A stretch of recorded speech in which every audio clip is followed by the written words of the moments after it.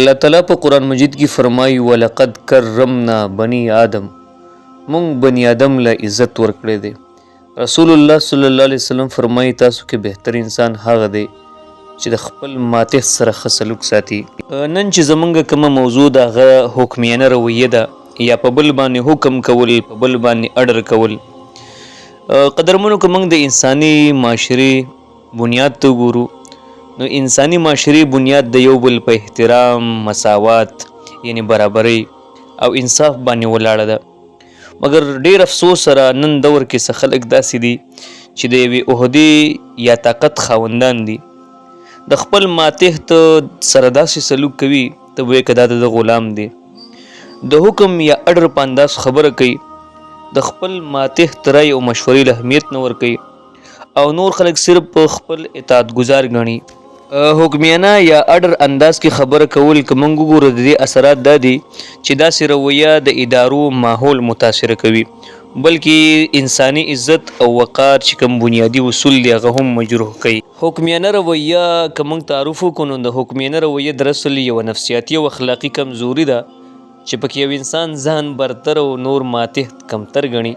داسې خلک داسې ګڼي چې زما دولت، عهده یا علم په نور خلکو د حکم کولو حق مال راکوي. داسې خلک په خپلو خبرو کې د نرمۍ او شایستګۍ په ځای سخت لهجه اختیاروي چې دې سره د ماتح زړه کې احساس کمتري او نفرت پیدا شي. د حکم یا اډر یا حکمیانه رویې که موږ نفسیاتي او سماجي وجوهات وګورو نو لومړۍ خبره دا ده چې داسې خلک د احساس برترۍ ښکاري چې کوم خلک دننه کمزوري وي او غیر مطمئن وي هغه به همیشه په بل باندې اډر کوي او خپله برتري به ثابتول غواړي. دویم وجوهات دا دی، وجه دا ده چې اقتدار او عهده د دې چې کوم زغم دی نو ځینې خلکو ته چې یوه عهده یا اختیارات میلاو شي هغه دا ګڼي چې زه د نورو خلکو نه برتر یم، حالان کې عهده د خدمت یوه ذریعه ده، د حکمرانۍ نه ده. درېیمه وجه دا کیدای شي چې کوم سماجي تربیت او د ماحول اثر دی.